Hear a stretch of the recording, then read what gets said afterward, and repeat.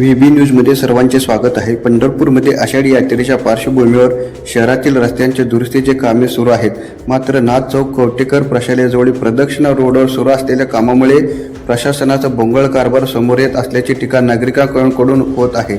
हा रस्ता अत्यंत वर्दळीत असून परिसरात शाळा असल्याने विद्यार्थी, पालक, स्थानिक नागरिकांनी भाविकांना वाहतूक कोंडी, धूळ आणि गैरसोयीचा सामना करावा लागत आहे। या मार्गावर राज्य शासनातील मंत्र्याचा दौरा होणार असल्यानेच ही कामे घाईघाईने सुरू करण्यात आल्याची चर्चा स्थानिक नागरिकांमध्ये सुरू आहे।